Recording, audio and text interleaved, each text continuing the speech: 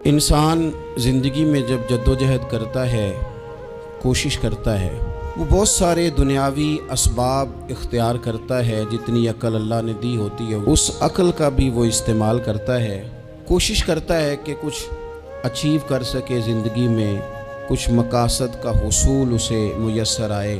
عزیز بھائیوں، ایک بات اپنے ذہن میں اچھی طرح بٹھا لیں اور لکھ لیں کہ زندگی میں جو کسی بندے کو کامیابی حاصل ہوتی ہے وہ رب تعالیٰ کی مدد سے حاصل ہوتی ہے۔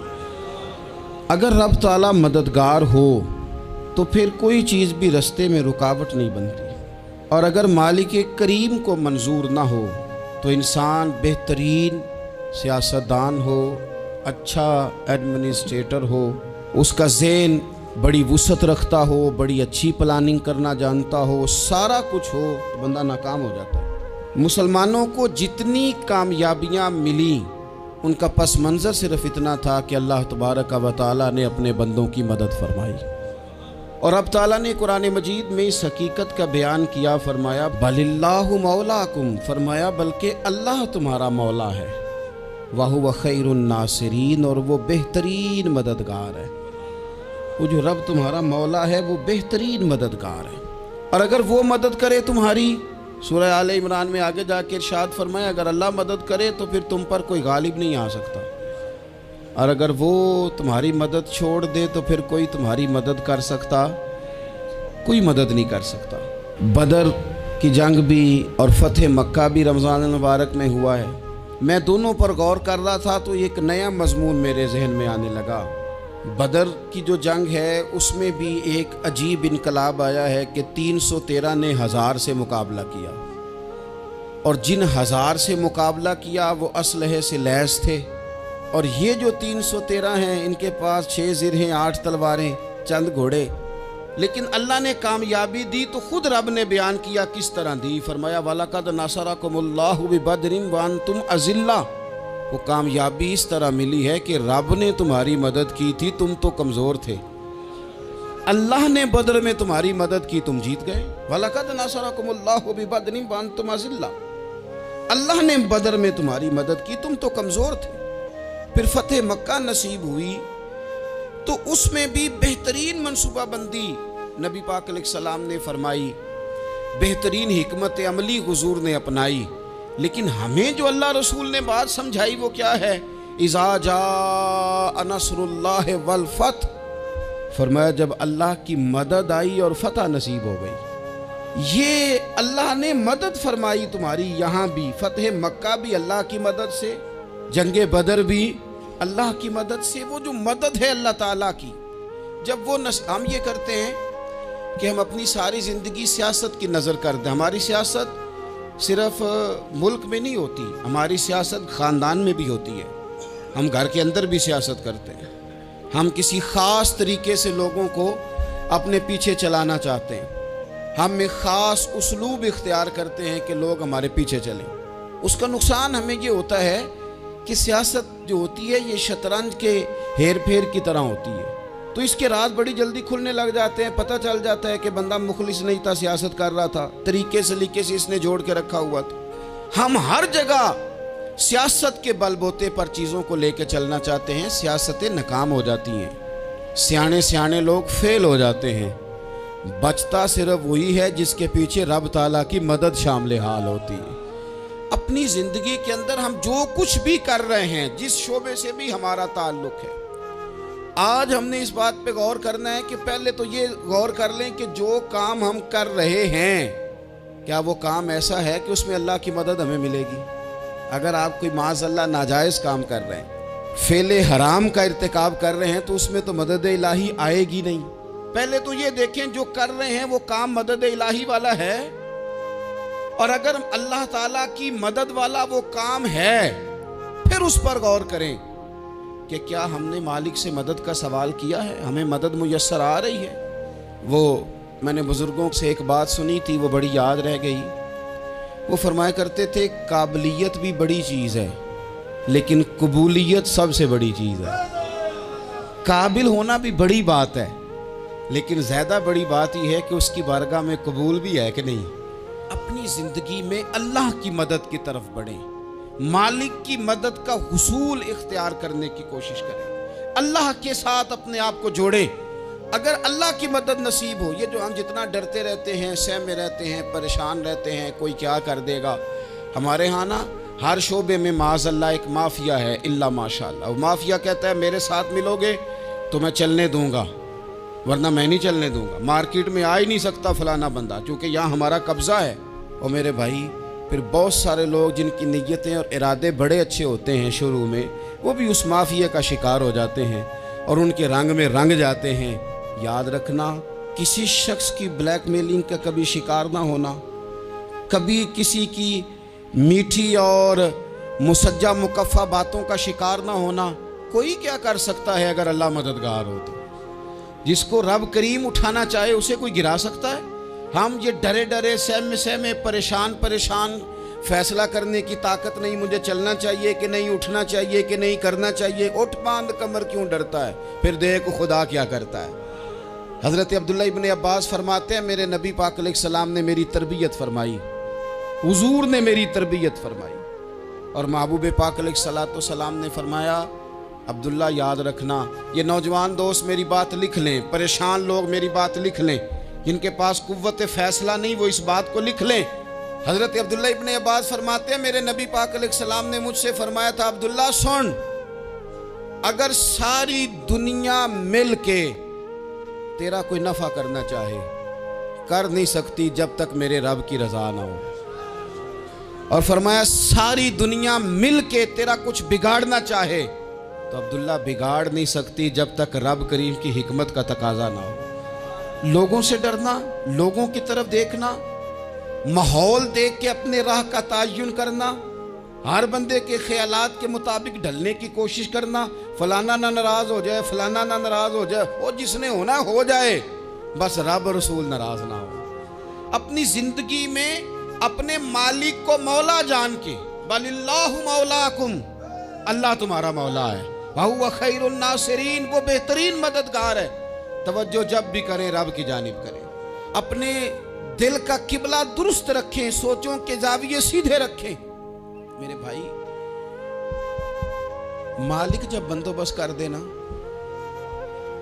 जब मालिक बंदोबस्त कर दे, फिर ऐसा बंदोबस्त करता है कि लोगों के पास ना चारा नहीं रहता। हज़रत मरियम रज़ियल्लाहु ताला अन्हा पाकबाज थी, मस्जिद में रही थी, पर मालिक की हिकमत के तकाजे बड़े अजीब है ना। फिर जनाब मरियम को अल्लाह ताला ने बग़ैर शौहर के औलाद अता कर दी। ये बात ही ऐसी थी, वो किसी ने कहा था कि मखलूक तो फनकार है इस दर्जा के पल भर में, संगे दरे काबा से भी असनाम तराशे, तुम कौन हो क्या चीज़ है दागे कबाबी। लोगों ने तो मरियम पे भी इल्ज़ाम तराशे। तो लोगों ने कहा किधर से ले आई बच्चा, तेरा बाप तो ऐसा नहीं था, कहाँ से ले आई? अल्लाह करे मैं आपको समझा सकूं, ज़रा अपने आप को वहाँ खड़ा करें कि एक पाकबाज औरत, पाक बाप की बेटी, तैयब माँ की बेटी और अल्लाह के घर में परवरिश पाने वाली खातून, एक वो वक्त और एक ये वक्त कि उस औरत को कटहरे में खड़ा करके पूछा जा रहा है कि माज़अल्लाह तेरी गोद में बच्चा जायज़ नहीं है, कहाँ से लाई है? अब खुद से सफाइयाँ बंदा कितनी को दे, कितनी को वजाहतें करे। और मैंने तो अपनी ज़िंदगी में देखा है, ज़्यादा वजाहत देने वाले को भी लोग झूठा समझने लग जाते हैं। ज़्यादा वजाहत देने पर भी लोग कमज़ोरी का इजहार समझते हैं कि कमज़ोर पड़ गया। आप सुलह की कोशिश करते हैं, सामने वाला बुज़दिल समझ लेता है। ज़्यादा वजाहतें भी कमज़ोर कर देती हैं। अब हज़रत मरियम को कटहरे में खड़ा करके कहा बच्चा किसका है? तो फिर खुदा बंदोबस्त जब करे, अल्लाह जब मददगार हो, तो फिर हज़रत मरियम की गवाही दरख्तों से नहीं दिलवाई उसने, पत्तों से नहीं दिलवाई, फिर फरिश्ते नहीं भेजे। हज़रत मरियम कहने लगी मुझसे ना पूछो, वो जो पंगूड़े में है उसी से पूछ लो, उनसे पूछो ना, वो कौन है पूछ लो, उनसे कर लो सवाल। उन्होंने कहा पंगूड़े में चंद दिनों का बच्चा, ये जवाब देगा? मददगार था रब।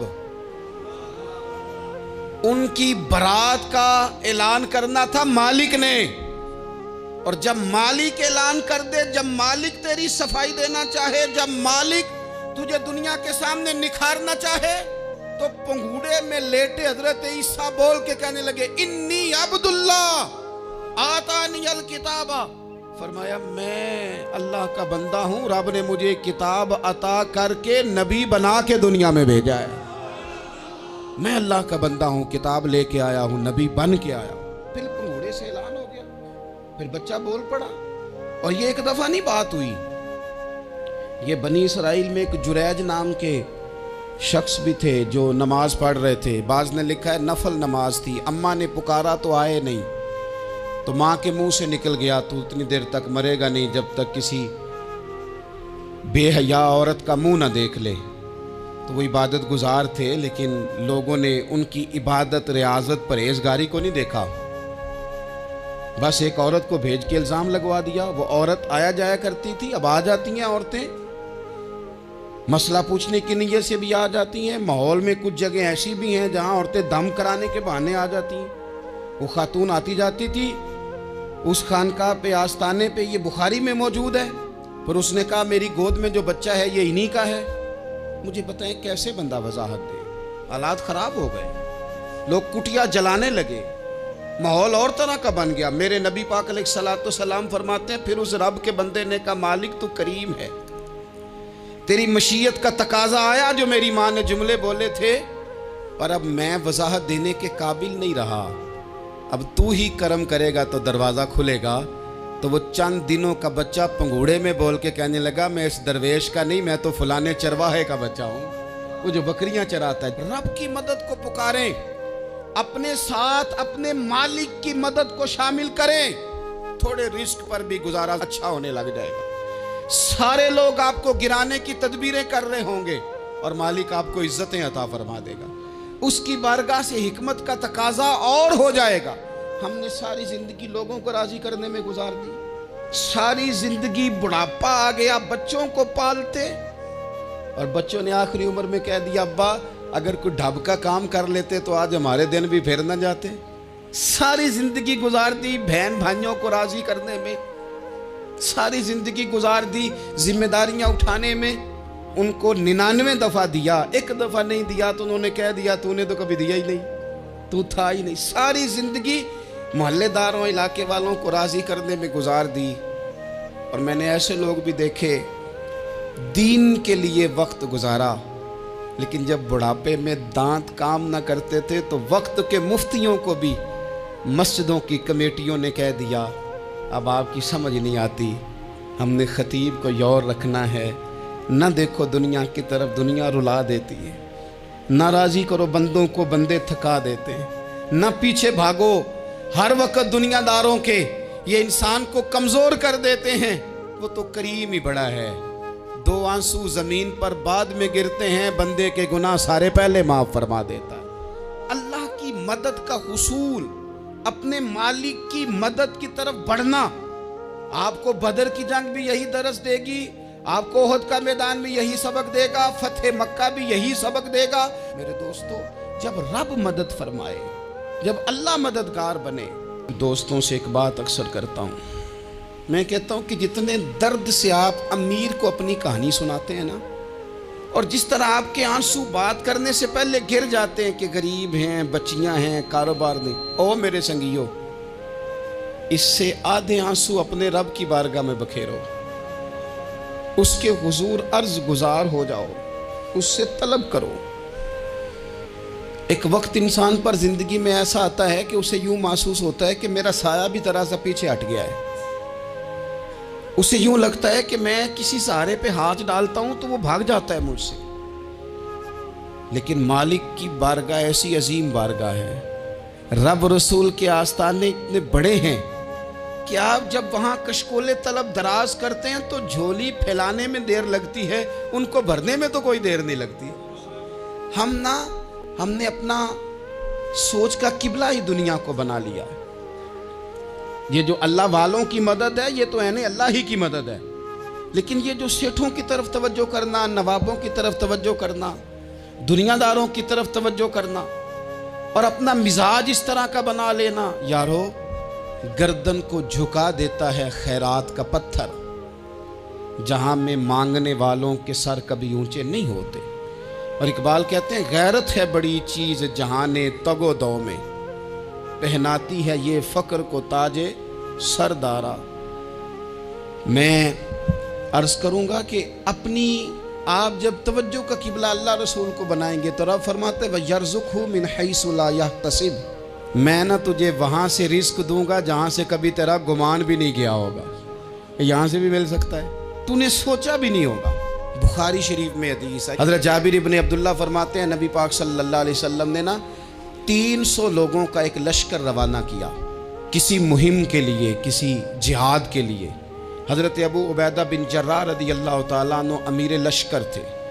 فرماتے ہیں غربت اتنی زیادہ تھی، بھوک اتنی زیادہ تھی کہ ایک ایک کھجور دن میں ایک وقت کھانے کو ملتی تھی، اور کچھ دن ایسے آئے کہ اب کھجور بھی نہیں مل رہی۔ فرماتے ہیں اتنی زیادہ بھوک لگی مجاہدین کو، 300 بندہ پتے کھا کے گزارا ہونے لگ گیا۔ یہ بخاری میں موجود ہے۔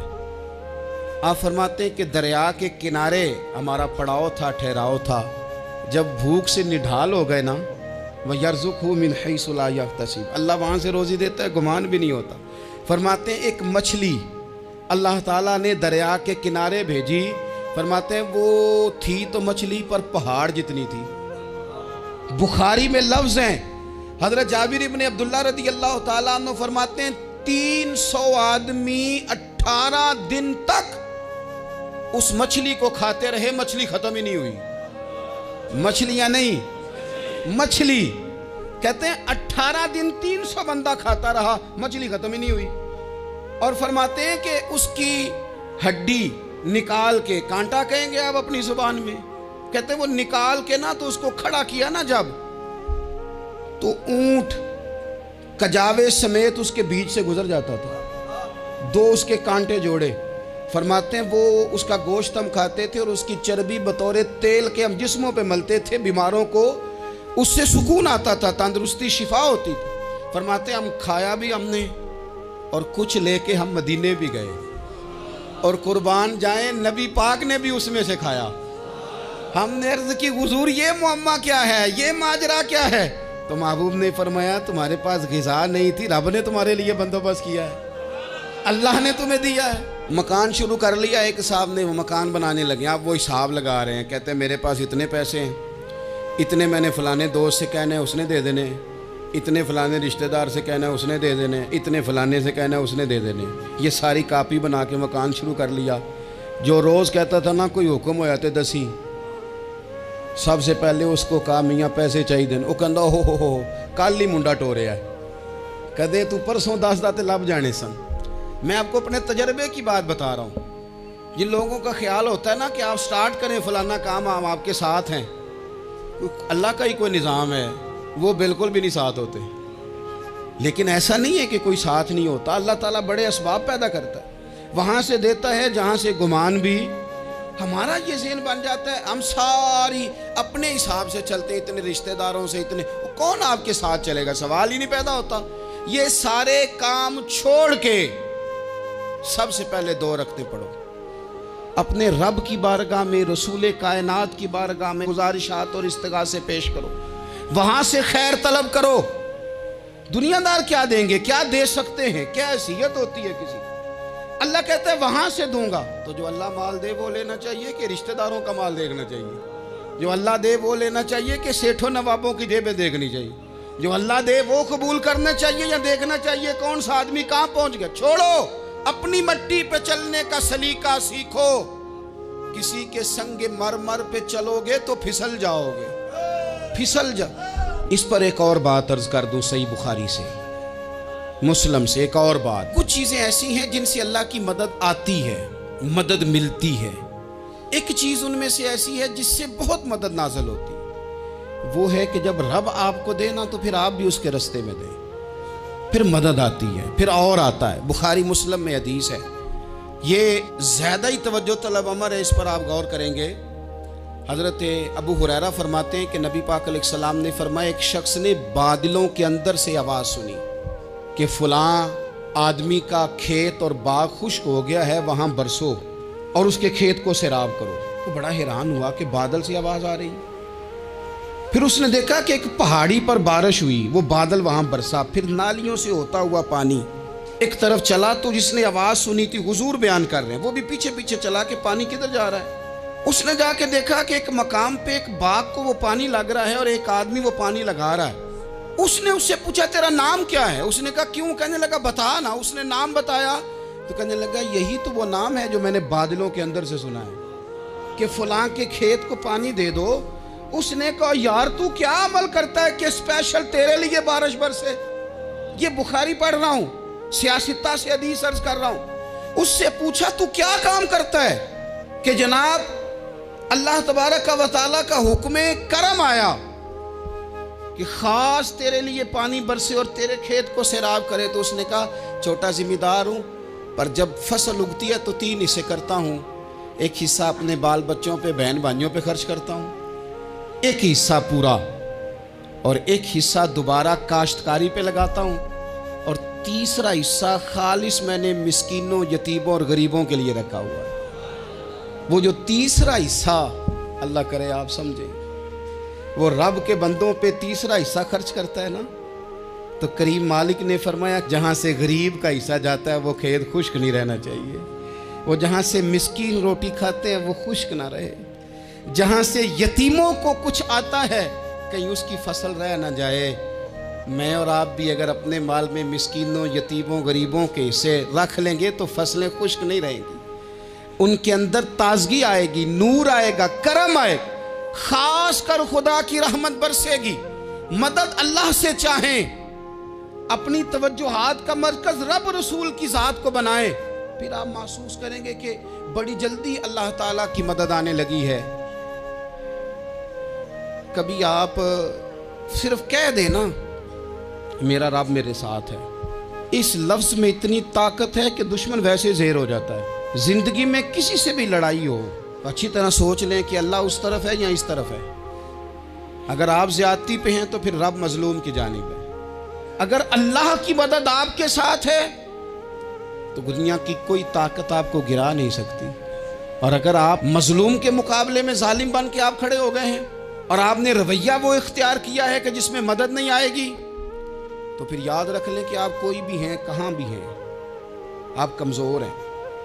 طاقتور تھے ابتدائے اسلام میں، ظاہری طاقت تھی کفار مکہ کے پاس، وہ ڈنڈوں سے مارتے تھے غریبوں کو، ان کے ہاتھوں میں ڈنڈے تھے، پر خدائی طاقت ان مظلوموں کے ساتھ تھی۔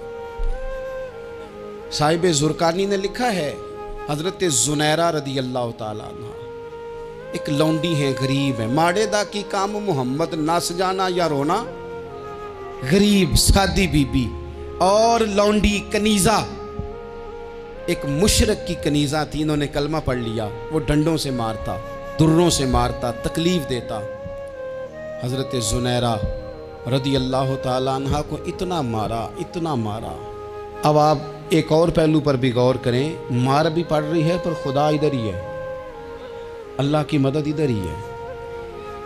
رب کہتا ہے کہ پہلے تو صبر کرنا، ان اللہ مع الصابرین، تو صبر کرے گا تو پھر رب کی معیت ملے گی، ذرا ٹھہرنا، تو تھوڑا ڈٹنا۔ ان الذین قالوا ربنا اللہ ثم استقاموا تتنزل علیہم الملائکہ، تو کہے اللہ میرا رب ہے، پھر تو پہلے ڈٹ، پہلے تو نے ڈٹنا ہے۔ ثم استقاموا، جو ڈٹ گیا، تتنزل علیہم الملائکہ، ڈٹنے والے کے لیے مدد آتی، پہلے تھوڑا ٹھہرنا پڑتا ہے، پہلے تھوڑا صبر کرنا پڑتا ہے، حوصلہ کرنا پڑتا، اس کے بعد مدد آتی۔ مار پڑ رہی ہے، مارا جا رہا ہے حضرت زنیرہ کو، ان کا مالک جو ہے ظاہری آقا وہ مار رہا ہے، یہ کنیزہ ہے، اتنا مارا، اتنا مارا، ان کی بینائی چلی گئی، نظر آنا بند ہو گیا۔ ابو جہل آیا اور کہنے لگا زنیرہ دیکھا نا ہمارے بت تیری آنکھیں لے گئے، معاذ اللہ، لات و منات ہمارے بتوں نے تجھے اندھا کر دیا۔ اب ایسا نہیں ہے کہ بی بی روتی جا رہی ہے، روتی جا رہی ہے، مایوسی مایوسی، معاذ اللہ، پریشانی، غریبی بڑی ہے، پوچھنے والا کوئی نہیں، یہ باتیں نہیں۔ کیا جملے ہیں خاتون کے، کیا لفظ ہیں۔ ابو جہل نے تنزیہ کہا، معاذ اللہ، کہنے لگا دیکھا نا ہمارے بتوں نے تجھے اندھا کر دیا۔ تو جناب زنیرہ آنکھوں کی بینائی گئی ہے، رات کو گئی ہے، دکھ ابھی تازہ ہے، لیکن اللہ پہ جو توکل ہے، اپنے مالک سے جو رشتہ ہے، وہ اتنا مضبوط ہے، اتنا طاقتور ہے، اس میں اتنی گہرائی ہے کہ حضرت زنیرہ بول کے نا اتنی قوت سے بولی، اتنی طاقت سے بولی کہ پورے کفر پر لرزہ طاری ہو گیا۔ فرمانے لگی تمہارے بتوں کی کیا اوقات ہے کہ وہ میری بینائی لے جائیں؟ یہ میری رب کی حکمت کا تقاضا ہے۔ جب تک اس نے چاہا زنیرہ دیکھتی رہی، اور جب اس نے چاہا زنیرہ کی آنکھوں کی بینائی چلی گئی، اور اگر وہ چاہے گا نا تو بینائی واپس بھی کر دے گا۔ اگر ہو ذوق یقین پیدا تو کٹ جاتی ہیں زنجیریں، اگر وہ چاہے گا تو بینائی آ بھی جائے گی۔ حضرت زنیرہ نے رات کو یہ لفظ کہے، ابو جہل اور سارے کفار ڈر کے سن کے چلے گئے۔ آپ اطمینان سے آ کے بستر پہ سوئی، جب سویرے اٹھی تو اللہ نے آنکھوں کی روشنی واپس کر دی تھی۔ آنکھوں کی اب چھڑی پکڑی ہے، بازاروں میں گھومتی ہے، کہتی ہیں بلاؤ کدھر ہے تمہارے نعت و منات، دیکھو میرے رب نے روشنی واپس کر دی۔ آ کر میرے ساتھ ادھر آ، ستمگر ہنر آزمائے، تو تیر آزما ہم جگر آزمائے۔ بیمار لوگوں یاد رکھو، کہہ دیا ڈاکٹر نے کہ تو بڑا بیمار ہے، تو بڑا کمزور ہے، یہ ہو گیا وہ ہو گیا، تو ڈاکٹر اپنے علم کے مطابق بات کر رہا ہے، ہوگا تو وہ جو میرا رب چاہے گا۔ کمزور ہو جانا، پریشان ہو جانا، تکلیف میں آ جانا، پتہ نہیں بات ہو گئی ہے تو جانے کیا ہو جائے گا۔ اپنی زندگی کے اندر اپنے رب سے رشتہ مضبوط کریں، رسول کائنات سے رشتہ مضبوط کریں، اللہ والوں سے رشتہ مضبوط کریں۔ حضرت زنیرہ نے پیغام دیا کہ زندگی میں جو جینا چاہتے ہیں تو وہ رب کا نام لے کے جی سکتے ہیں، جو اپنی زندگی میں خوشیاں دیکھنا چاہتے ہیں تو رسول اللہ کے نام پر خوشیاں دیکھی جا سکتی ہیں۔ توکل کی بنیاد پر بندہ خوشیاں لے سکتا ہے، اور اگر انسان میں توکل نہیں ہے تو پھر وہ اس کالے جادو سے بھی ڈر رہا ہے، وہ نیلے سے بھی ڈر رہا ہے، وہ پیلے سے بھی ڈر رہا ہے، وہ فلانے سے بھی ڈر رہا ہے، وہ میرے خلاف فلانا رشتہ دار سازش کر رہا ہے تو ڈر رہا ہے، فلانا میرے بارے میں یہ کر رہا ہے تو ڈر رہا ہے، وہ پتہ نہیں دنیا ادھر ہو جائے گی تو کیا ہو جائے گا، اٹھ باندھ کمر کیوں ڈرتا ہے، پھر دیکھ خدا کیا کرتا ہے۔ تو اس ساری گفتگو کا نچوڑ آپ کو یہ عرض کیا ہے، سب سے پہلے تو یہ کہ میدانوں میں مدد بھی اللہ کی، رزق میں مدد بھی اللہ کی، فصلیں خشک ہوں تو مدد پھر بھی اللہ کرے، تو پھر ساری مدد، اور اگر انسان بیمار ہو تو پھر بھی مدد اللہ کی۔ تو اپنے اللہ کی جانب توجہ کو بڑھائیں، آپ اللہ سے مدد کے سوالی بنیں۔ ترمذی کی ایک حدیث ہے، میں آپ کو زندگی کا تجربہ بتاتا ہوں کہ جب میں بڑا پریشان ہوتا ہوں تو یہ والی روایت کھول لیتا ہوں، مزہ دیتی ہے۔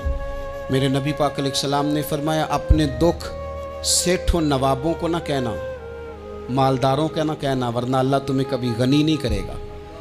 فرمایا اپنے دکھ اپنے رب کی بارگاہ میں عرض کرنا، جلدی کرے یا دیر سے کرے اللہ تمہیں لوگوں سے بے نیاز کر دے گا، اللہ تمہیں غنی کر دے گا۔ رات کو بیٹھو نا اس کی بارگاہ، اسے دکھڑے سناؤ، چھوٹی چھوٹی باتیں۔ حضور نے فرمایا نمک بھی مانگو تو رب سے مانگو، چھوٹی چھوٹی بات سے شروع کرو نا۔ جب بندہ شروع کرتا ہے نا چھوٹی چھوٹی چیزیں تو بڑی ساری چیزیں یہ اس طرح ہوتا ہے جیسے بندہ رب سے گفتگو کر رہا ہے، مالک مجھے یہ چاہیے، مالک میں یہاں کمزور ہوں، اللہ میں یہاں پریشان ہوں۔ آپ یہ کر کے تو دیکھیں، لمبی لمبی دعائیں مانگ کے تو دیکھیں، اس کے حضور جوڑ کے تو دیکھیں، آپ دیکھیں گے راحت کتنی ہے، سکون کتنا ہے۔